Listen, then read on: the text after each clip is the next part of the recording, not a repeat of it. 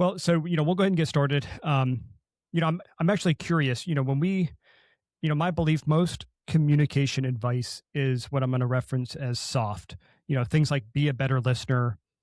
Although I think that's cool, but, you've built a career saying the system is broken from the ground up. Yeah. What's the actual problem?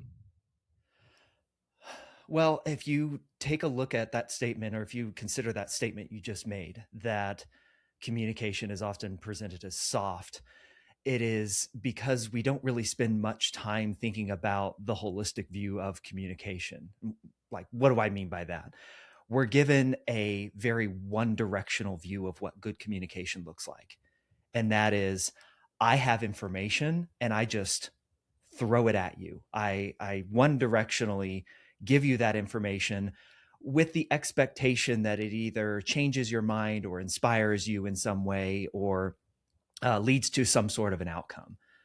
You look at how we were taught, and this is not a commentary on teachers. They're working within a system. But if you look at how you're taught in school growing up, and even into college or university, the teacher has the right answer. They give you that right answer. You commit that right answer to memory, and then you are graded on your ability to recall that right answer. And when it comes to things like math and science, yeah, absolutely. There's quantifiable, objective right answers there. But then even historical events, given or looked at through the lens of our perspective that we have now, our view of historical events changes, even though we're looking at things that actually happened, why they happened, how they happened, what the cause and effect were. Those things have nuance and complexity to them. If you look at how we that style of communication is missing or lacking the what are often called soft skills of listening. How do you listen? How do you invite in nuance when there's not a binary right, wrong, yes, no, good, bad answer to human emotion, to sympathy versus empathy, to all the things that don't have an answer. If we're taught to communicate that one directionally, we're missing the other half of communication, which is the extraction from someone. So, Mark, your example there of be a better listener. Well, yeah, but how do you do that? How do you be a better listener? Well, you got to flip it. You got to turn on your curiosity and try to look at your role not as just somebody who's waiting their next turn to speak, but how can I get more information out of that person so that I gain a fuller, richer understanding of their perspective, of their experience, all that stuff that we're just not taught. Yeah. Well, it's something I've never even really thought about, and it's extremely insightful. And man, I'm excited to dive into it with you. Thank you for the overview. Of Um, course. so, one of the things that we like to do is we like to engage our community as we're getting ready to have a guest come on to be interviewed, and oftentimes we'll showcase any of books or publications, anything that you have going on.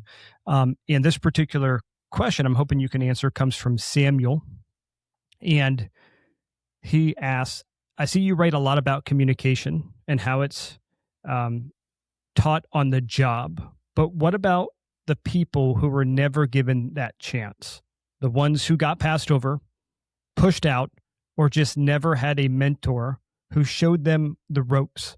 What do you say to the person who's already a few steps behind? Great question, Samuel. So my reference, what he's referencing there is some of the writing that I've done recently talking about when we move into leadership roles or management roles, in particular at work. uh, we're taught the mechanics of what we're doing, what we're supposed to do, the how to use the systems, the softwares that are part of the role. We're taught, if you're in sales, you're taught the sales process that we use. If you're in marketing, you're taught the marketing software that you use and how to build a campaign, but you're never taught the very odd structure that you walk into, which is, I came from being a top performer on this team and now I'm managing that team, or now I have some sort of positional authority over that team. Not only that, that communication down, if if you look at it as a hierarchy, but then that communication up. How do I now inspire change and inspire action from my leadership? How do I get them on board with my ideas in a way that makes it feel like they're not being forced into a decision or that they have the full answer? Now, to go to Samuel's point or question, what if you're not afforded that opportunity? What if you're not a manager promoted? What if you've been passed over? The same still holds true. In a lot of ways, the reasons why people are passed over, there's bias. And I think we're going to talk about bias a little bit here, or I would love to talk about bias as it relates to communication and the work that you all do here with this show. But of course, there's bias. How do you overcome bias? How do you seek out those instances of unspoken or even unconscious bias that may be leading to some of your getting passed over? But then I think we've all maybe heard the phrase managing up. How do we position ourselves, or how do we communicate in a way that shows people what we're capable of, that shows people that the ideas that we have can elicit the change that we want as an organization? That's, again, not something that a lot of professional development programs put emphasis into. Conflict communication. How do we present our ideas in such a way that even if we disagree, or even if there are, if we're challenging the status quo of something, how is it done where it's not seen as this direct, I'm antagonistic for you, but instead I'm curious about what could be a better way, maybe not a better way, a third way? We're so often, presented with these options, or this perception of an option, in not just in business, but in so many areas of life, that the answer is binary. If it's not this, then it's this extreme opposite end thing over here. And there is so much nuance, complexity, difficulty in that messy middle, that messy gray middle. Yeah. And no, thank you for answering that. I know Samuel will find that insightful. It's, everything you just said, I can absolutely resonate with. I've been very fortunate to work with currently right now an incredible, Fortune 100 company. And I see literally everything that you just talked about happen day in and day out. And I'll tell you what, there's a person that, if you're not familiar with them, speaking great words, just like yourself, when I was just completing a couple of years ago, some ongoing education at MIT, his name's Eric, and he also wrote a book called You're It. I don't know if you've ever heard of You're It, but he talks about just everything you said. I mean, you summed it up so well, but you got to be able to communicate up, down, and all around is sort of how I view it. And I think when you look at your strongest leaders, especially when they're leading through chaos, they are able to communicate so effectively. And gosh, it's such a powerful skill. It is, and it can be taught. And I love that you positioned it as a skill. That's super important. A lot of people come to me and say, well, I just don't think I'm very good at this. I don't think I was born with this, or I don't think I'm just not a good communicator. And I tell them all the time, well, you can be. You can get better. There are absolutely ways. A mission with purpose to find the missing using the power of social networking and cutting-edge technology. We're military veterans, technologists, scuba divers, and relentless seekers. From deep forests to sunken vehicles, from silence to signal, every clue matters. If you've ever felt the call to stand for something greater, this is your moment. This is the Find Me Project. Yeah, for sure. Well, so let me give you a proper introduction here. And like we were talking about at the very beginning, before we started recording this, I have, I've been looking at some of your content that you're pushing. Last night I was just looking at your Instagram, and you are pushing some really good knowledge out to people. So let me give you an introduction here. Michael Ashford, you help people communicate in ways they were never taught in school. Having spent years practicing leadership communication, conflict communication, and change activation as a marketing executive, as well as a speaking and leadership communications coach. You're the host of the Rethinking Communication podcast and the author of Can I Ask a Question? You have a master's degree in communication, and you've worked across various platforms and have been featured in publications like Men's Health Magazine and Podcast Magazine. lot going on. That's me. Yeah, I'm a busy guy. So I actually want to start, talking about your time as a marketing executive for 15 years and then as an award-winning journalist. Both of those worlds basically run on words. Where did you first realize that most people are operating with broken tools they don't even know are broken? It comes from my own lived experience of having those broken tools kind of shown right in front of my face. A humorous story, perhaps, but when I was a student journalist at Kansas State University, I had switched my major from civil engineering to journalism and communication. Go figure, that's a logical path, right? I was actually a sports writer, and I was going to each week, the Kansas State football team would hold their weekly football press conferences in advance of the game on Saturday. And I was actually going to interview one of the All-Americans on the team. K-State had a very good, very strong football program. And I was going to interview this All-American tight end who was also a father, and he was an all-conference student. So he'd gotten great grades. And I was going to do a human interest piece on him about how does he balance it all? Being an All-American athlete on a football team, a Division I football team, a father, a husband, and a great student to boot, right? Well, at the time, this new young reporter that is me, I was terrified of deviating from what I thought I knew and the questions that I came into my interviews that I was ready to ask. The thought of carrying on a conversation or asking follow-up questions was a foreign concept to me. And so I had written all my notes. This gentleman's name, this football player's name was Brian Casey. I'd written all my questions and all my notes for Brian. I went into the interview. I pulled him off to the side during the press conference and said, "Hey, I'd like to talk to you about some non-football related stuff." We got into the interview, and somewhere along the line, Mark, in my quote unquote research, I had written down in my notebook that Brian's wife was pregnant with their second child. I have no idea where I got that information, but it made it into my notebook. And by God, I was going to ask the question that came out of my mouth, which is, how do you think life is going to change with baby number 2 on the way? And his face kind of twisted. He kind of looked at me funny. By that point, other reporters had joined the pool that was around him. So I was embarrassed. I knew immediately I had asked the wrong question, but all he said was like, "Do you know something I don't? My wife's not pregnant."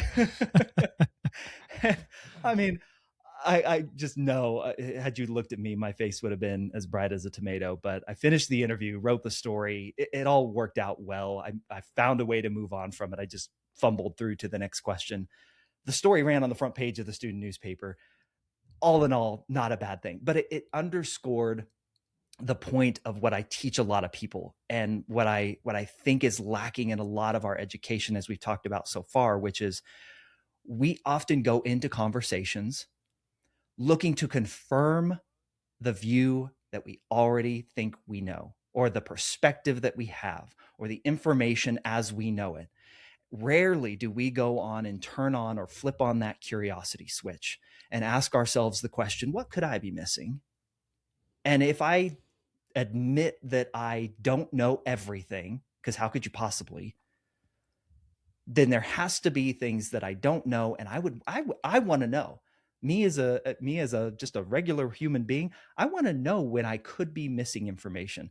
So it is that curiosity switch. So much of what we think going into communication, into our jobs, we think that confidence looks like being certain of what you know and telling everyone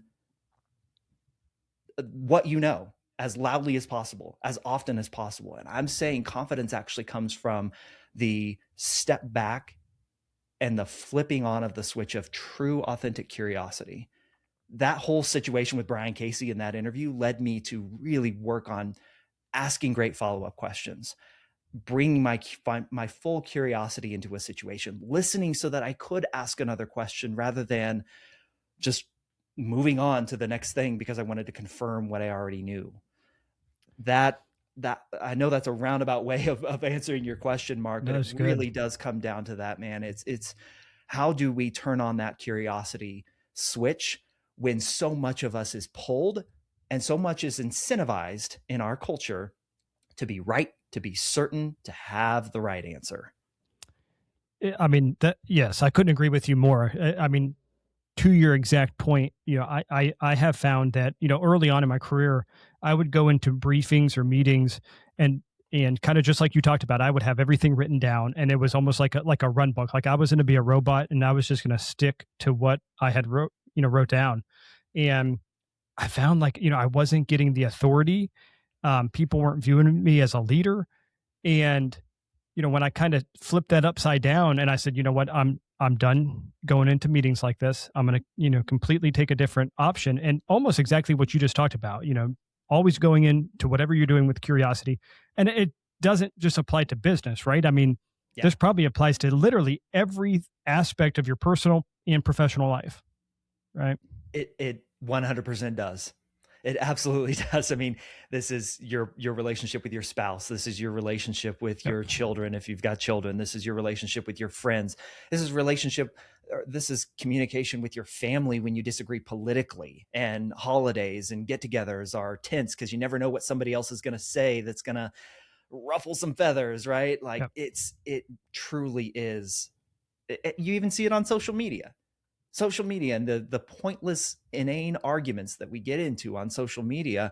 I just ask people all the question all the time: is that accomplishing your goal? Yep.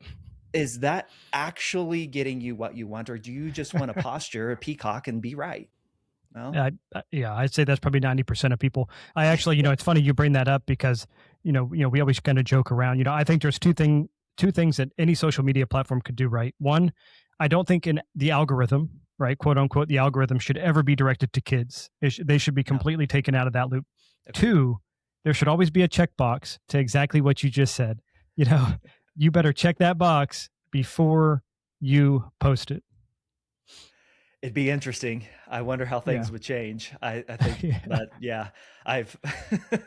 social media is a whole different Pandora's box. Oh, for sure. All right, so let me go ahead and talk about the title of your book. Can I ask a question?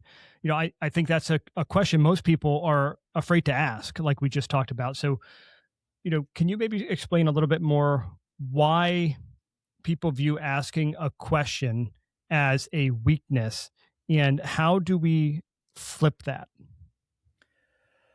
Question asking is often seen as a weakness, Mark, because we have this underlying or understated or even confirmed belief in our lives that understanding something that we disagree with or don't know means that I have to agree with it.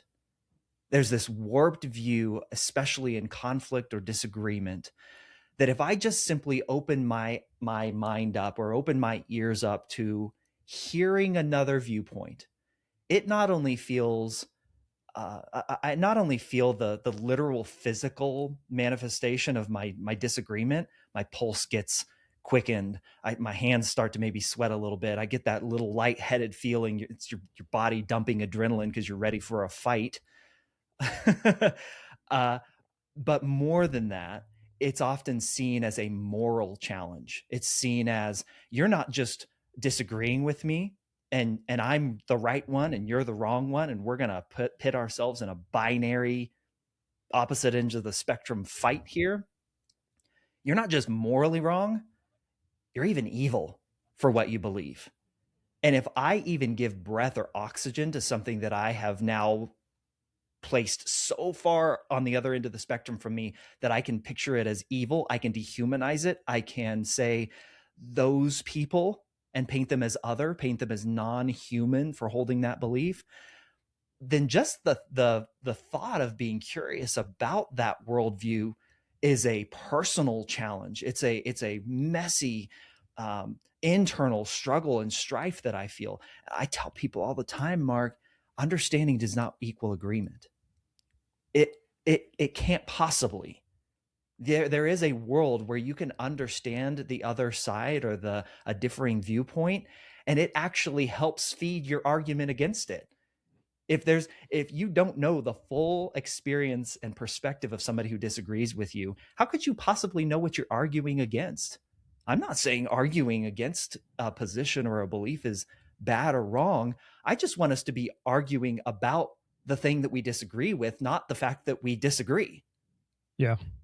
No, I like that. I like that. That's a quote I'd like to almost, take forward with me is, what you just talked about with understanding. It's so And if I I actually want could, to Mark, double. if I Yeah. could, to add to that, have you heard of ad hominem attacks?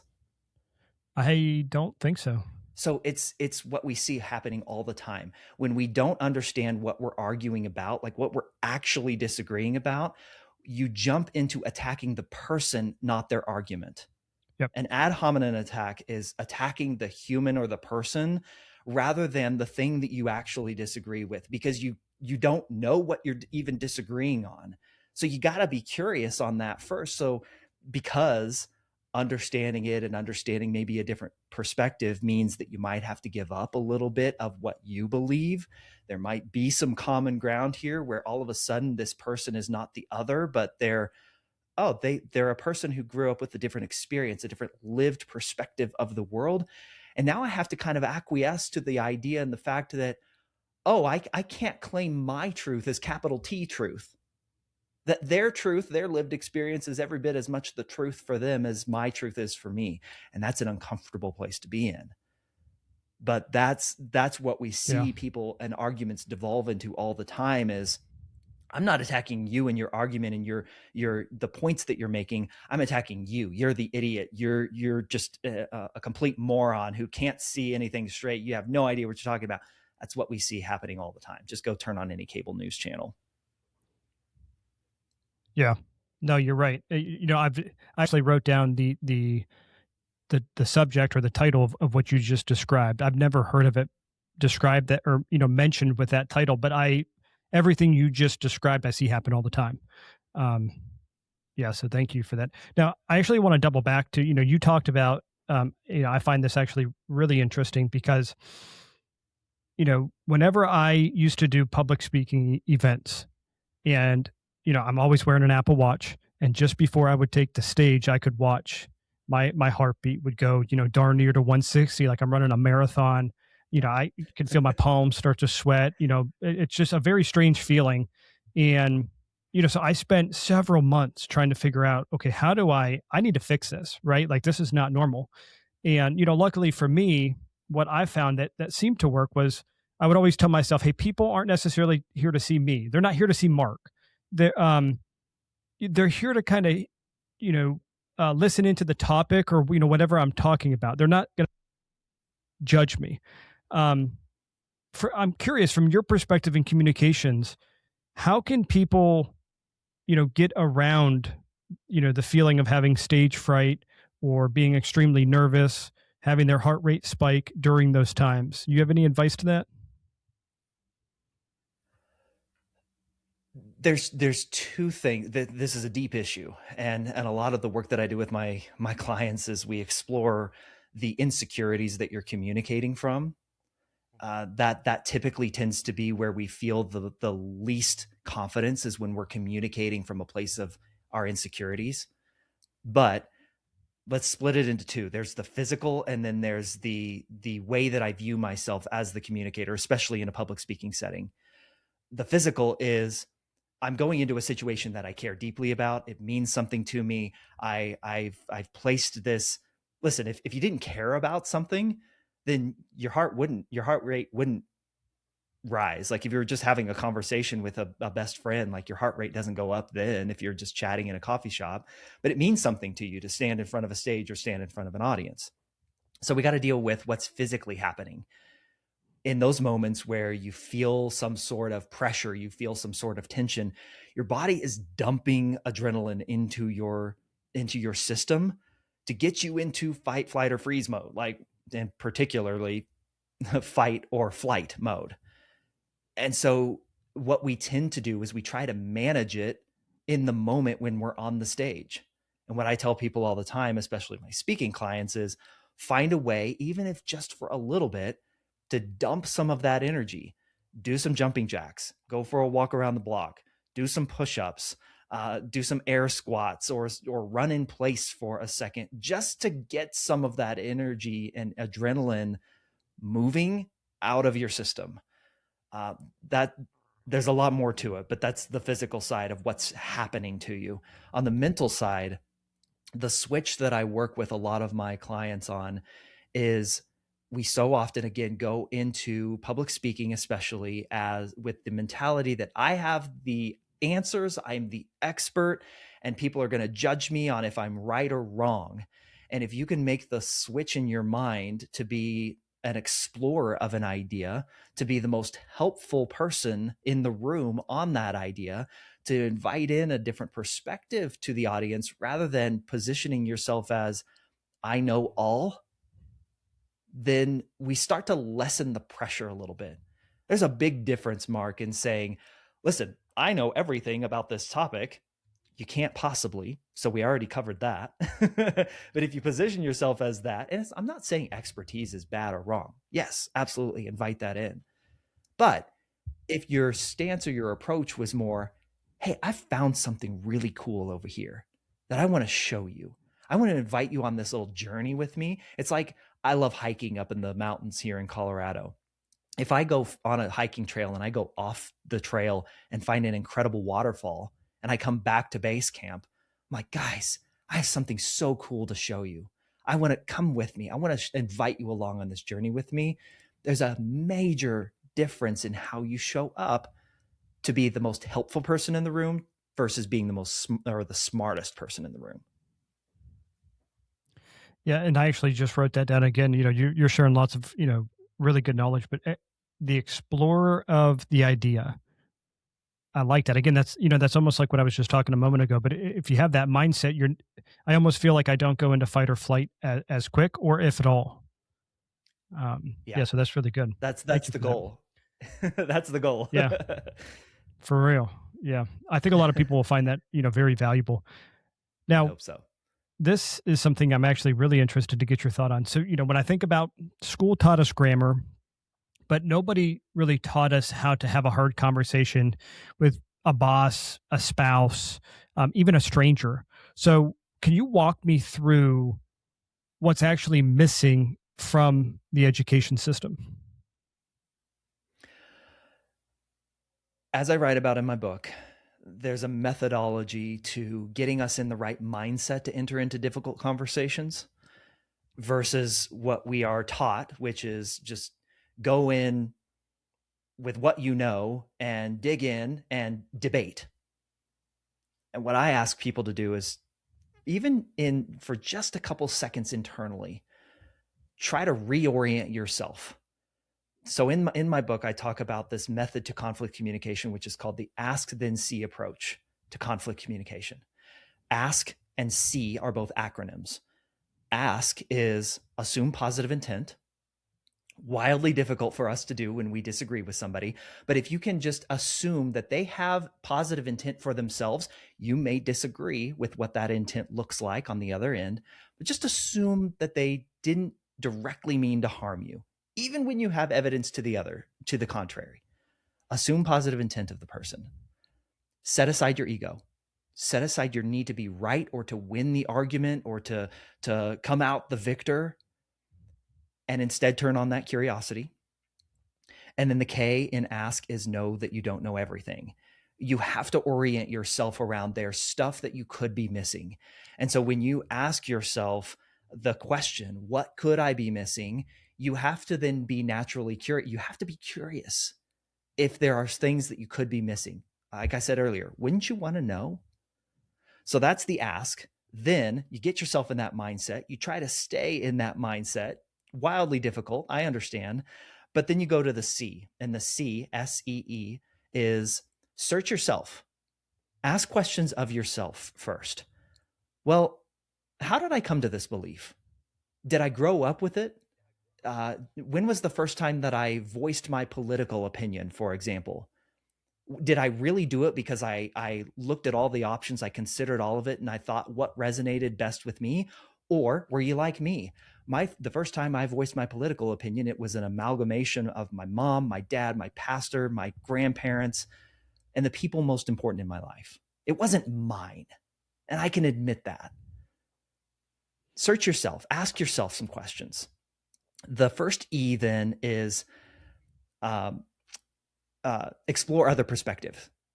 Just stay in your mind, but start asking those same questions about other people. If I grew up in small town rural Kansas, and I did, how might somebody's view of an issue who grew up in inner city or urban Detroit look at the issue differently? Okay, great. I can now begin to invite in a little bit of empathy there, where somebody's lived experience might differ from my own. Finally, the last E is exchange your curiosity with others. Go and actually ask them questions to gain that understanding, to gain a fuller, richer perspective of the issue that you disagree on, so that you're not coming in arguing over the fact that you disagree, but you're looking for the elements and the little slivers of common ground where your perspectives come together and say, hey, we may disagree here, but we actually agree here. And this is what we can choose to build off of, rather than like my way's right, your way's wrong, and we're going to argue over that. And whoever shouts the loudest or has the positional authority is the one who wins. I like that. Yeah, I like that a whole bunch, actually. What's the worst communication failure that you've personally had, if you don't mind sharing one? You know,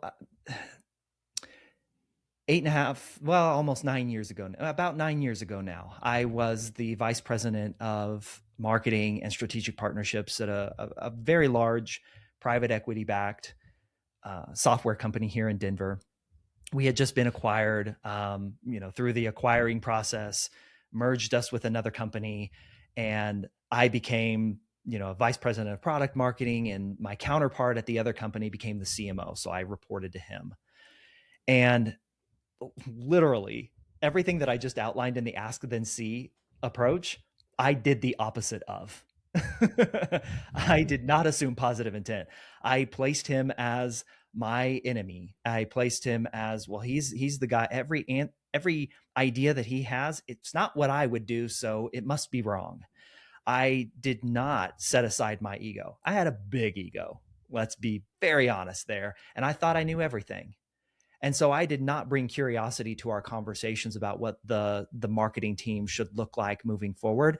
In fact, I actively fought against him just because my ego was hurt. I thought I knew all the answers, and I assumed that he was out to get me and my team. And it ended up getting me fired. That, Oh, wow. a major communication failure. I take full responsibility and ownership there. Listen, Yeah. he and I probably never would have worked well together, but I could have managed and handled the situation far better to where it didn't place not just me, but my family and our livelihood in jeopardy by getting fired and taking 6 months to find another job. Like, I know a lot of people are going through that right now. It's those hits to the ego when we default to what we've been taught. Be right, be certain, lean in, yell louder, all those things. That was a massive communication failure on my part, even though I could admit here today that relationship between me and that CMO probably would have ended at some point. I just would have loved for it to have been my decision rather than being shown the door. Yeah. Yeah. I appreciate you sharing that. I know sometimes it can be hard to, share areas of vulnerability, but I think a lot of people will relate to that. Hey, I've been through a lot of therapy because of it. So I've done the That's work, good. man. Yeah. Right. Yeah. So you work with a lot of executives, um, people who people who technically have authority, but you've seen leaders who can't lead because of how they talk. So I just want to kind of circle back. What does bad leadership communication actually look like up close? Uh, it looks like believing that positional authority means that you can enact change that everybody will get on board with. And that might be true to a point. Yes. If I, as the leader of the marketing team, I do have the positional authority to make a change and say everybody has to go along with what I'm saying. But does that really change things? Or are you just getting people to kind of begrudgingly go along? One of my favorite quotes is actually from author and leadership coach John C. Maxwell.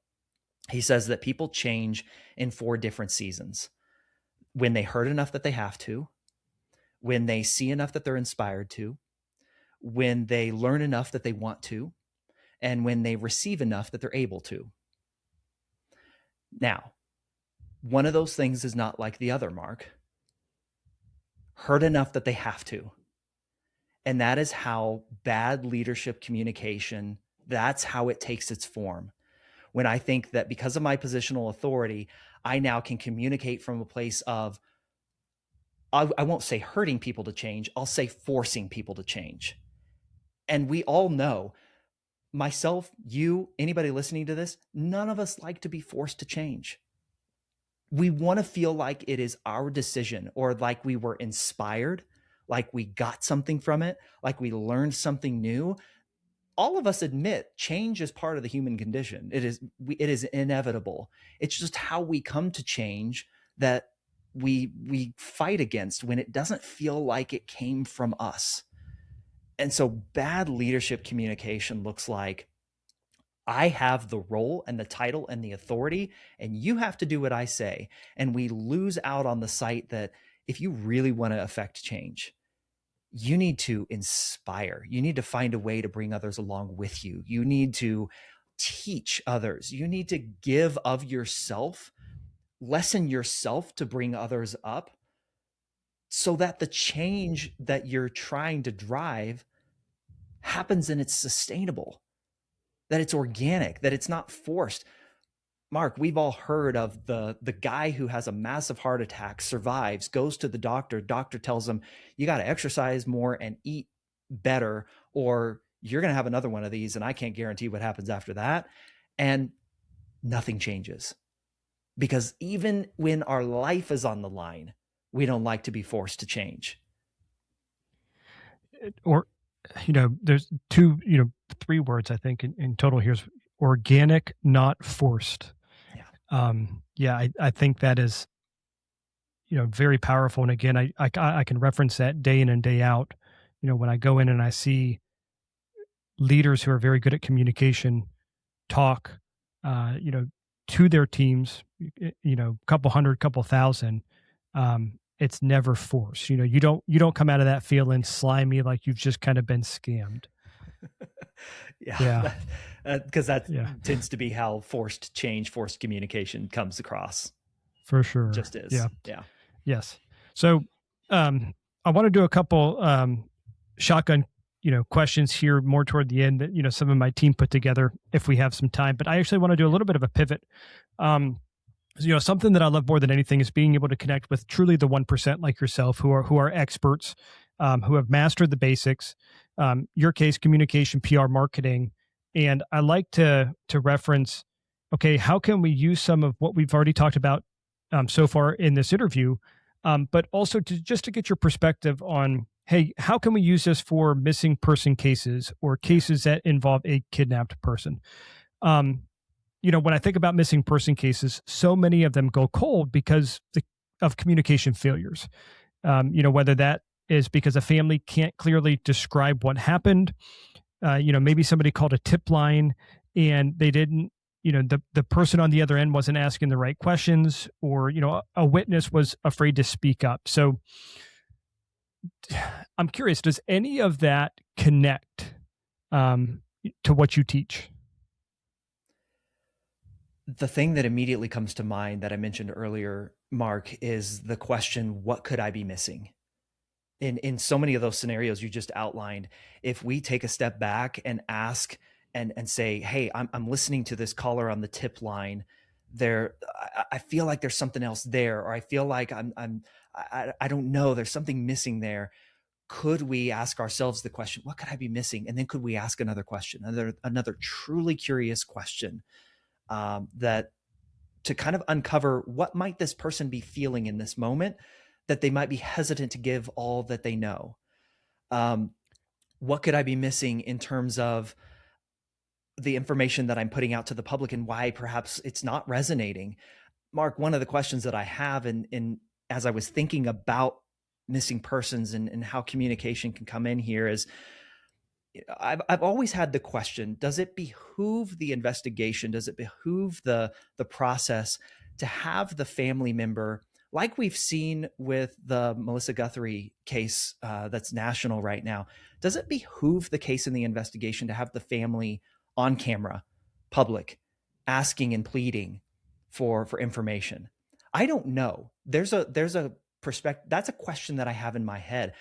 Has that ever been, not ever, but is that more often than not a benefit to the investigation? Or is that, I'm going to say it this way and I don't mean it to come off this way, is that performative? Is it just simply making people feel good that they're doing something, in particular the family? I question whether that versus having a one person spokesperson deliver messages, deliver important information in a way that has been carefully crafted and considered, if that might be more helpful. What could I be missing in the information or the stuff that I'm putting out there to the public? I mentioned it earlier that I was thinking about this. In a lot of missing person cases, especially human trafficking, where a lot of people in that world are, perhaps like the case you sent me, previous drug addicts or got into some tough times in their life. You are now having to overcome some heavy biases in the eyes of the public about who that person is. We live in a very victim blaming society when we think that the person did it to themselves. My wife used to be before we had our second child, she was an advocate and case manager for survivors of domestic violence and sexual assault. And there is a very deep internalized victim blaming culture that we have around the people who survive those situations. Well, why didn't they just leave? Why didn't I would never do that. I would never keep my kids in that situation. What could I be missing? In so many of these, if we just ask ourselves those questions in so many of these scenarios and cases, I wonder, I'm curious, would that help? Would that help? Yeah, that's a good question. I don't know if I even have the answer, but that's the exact mind space that I want, not only our team as we go into do communication and PR reviews, but I want everybody to be thinking about that. Because I think it would make a difference, to your point. I think it would make a big difference, to be honest with you. I'm also interested. So, let's say that, and I think this happens more times than not, to be honest with you.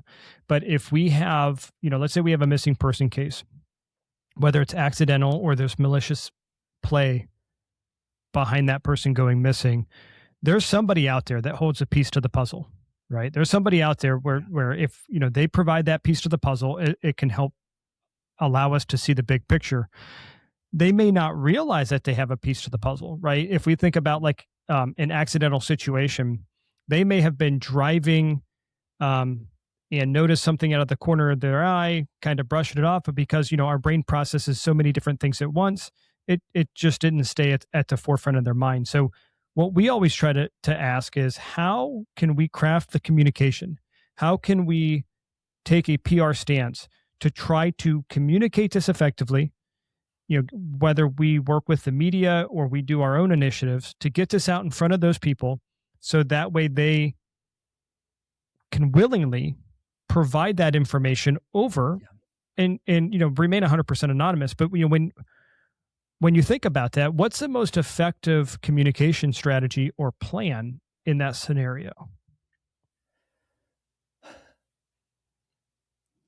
I say this knowing that it's probably incredibly difficult to do and put into practice, but my mind immediately goes to our culture right now and the things that we pay attention to. Our attention span is in some instances, second by second. And so when I think about putting new communication out there or providing new information about a case, you have to have, I would imagine, some element of newness or novelty rather than just updating old information. If you can storytell, that always resonates better than just spouting facts. And if you can storytell in such a way where you can, I don't think getting into hypotheticals is helpful, but giving examples could be of what you're looking for, what you're at, because you're right. We so mindlessly go about so much of our day where we could have noticed something that it takes a little bit of a jolt to the system to shake us out of that. I mean, how many times have you driven into work and forgotten the last 30 minutes of your drive because it just became this inane disassociative thing? I was literally talking to my wife about that last night. So yeah, finding a way to inject story, novelty, or newness into it, and give examples to help not seed this information in people's minds, but to get them to consider what could have been different about my day, or what could I have noticed, or is there something that I can now pay attention to? I look at the Amber Alert notifications that go across the highway signs here in Colorado, and I try to commit those license plate numbers and the make and the model of the car to my memory. And then I remember, like I think about it, and 10 minutes down the road, I forget. That's what you're overcoming in so many of these instances. So that's, I don't know if that's helpful, Mark, but that's where my mind goes as a communicator in the uphill battle that you're fighting. No, it certainly helps. And, that's exactly what we're looking for. I think just taking those small pieces of knowledge and applying those in cases as we move forward, we try to target storytelling as best as we possibly can. And when we take that strategy, we do see that we get a lot more involvement. We get a lot more information coming in, which does truly help. So I appreciate you sharing that. And on the topic of storytelling, to go back to the bias thing, especially when somebody has a background of drug usage or prostitution or any other, you name it, unseedy behaviors, you do have a bias that you have to overcome, and storytelling is a way to do that. We live in a world, in a society where that person who has the unseedy past, like I mentioned earlier, probably will get victim blamed in some way, even if it's unconsciously, versus the missing child or the missing suburban mom. And so the more we can humanize those people through their stories, to tap into the fact that they are still human, they are worthy of dignity and respect and to be found. Whatever the outcome is there, stories tap us into that empathy and into that humanity far more than facts and figures and data. I mean, Michael, you're 100% right. I think what we see a lot of time, and we're actually seeing it with the case we're working right now, is when the initial communication is that this person was not optimal. They were a drug user. They were involved in sex work. You see that almost everybody writes it off. And that communication strategy, that whether it was a media, a law enforcement agency, some other type of organization, if they took that approach, you have just set everything else that follows up for failure. All you're going to get is almost failure unless you can course correct very quickly. So I couldn't agree more with you. I'm glad to hear that, because again, this is not my area of expertise, but man, I just, these are the thoughts that I have and the curiosities that I have about this world. Yeah. Yeah. No, I appreciate you sharing that. All right. So let me ask you, I'd like to fire off 3 rapid questions Okay. to you. I'll try to be short-winded. I know I'm a lengthy. Yeah. I'll try. If you can answer, anywhere between maybe one or two, 1 or 3 sentences. I know that's, to your point, very hard, but all right. So someone's listening right now who just had a conversation go completely off the rails at work or, maybe at home. What's the first move to reset it? Do it quickly. The more time and space you leave between an uncomfortable conversation and a chance to recover that conversation, do it quickly. Nice. That's probably applies. Of course, equally the same everywhere, but I think about personal, your relationship with maybe your significant other. That's probably very, very important. Yeah. And get over your, try to apologize. Like, try to be the one to apologize first. Make that the competition. Who can apologize first? Yeah, I agree with that. All right. What's one question, specific word for word, that anyone can use to immediately change the dynamic in a conflict? Can you help me understand? Like that. If you could put one communication lesson into every single high school curriculum, just one, what would it be?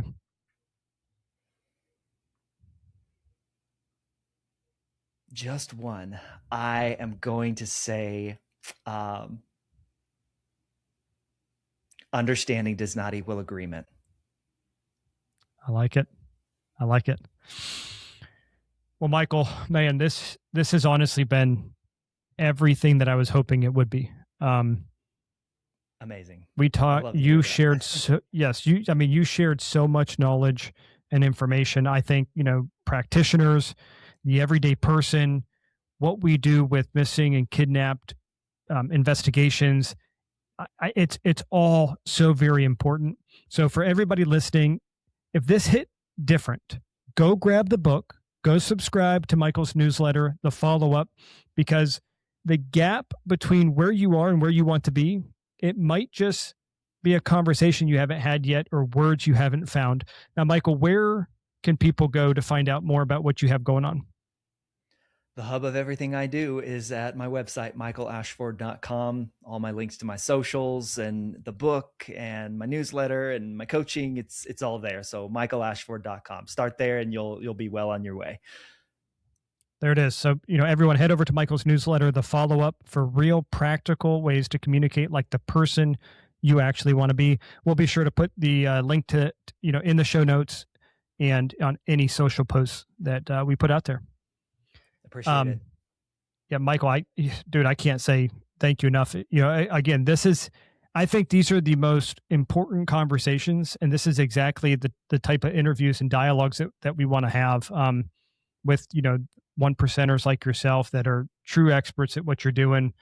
I think people can benefit from getting the knowledge in every single aspect of what they do. But again, I think, when I think about how this is near and dear to my heart, obviously, I think, if it's working for you and what you're teaching other people, your clients, if it's working for them in whatever domain they're operating in, there's no doubt in my mind that it's going to work to help find missing and kidnapped people. And that's the most important thing, because right now there is a little girl, a little boy, a man, a woman that's out there praying that that somebody is going to be able to come find them. And you're helping with that. So thank you. Man, if that's the change that occurs because of this conversation, I can't thank you enough for inviting me to have it. So thanks, Mark. I really appreciate it.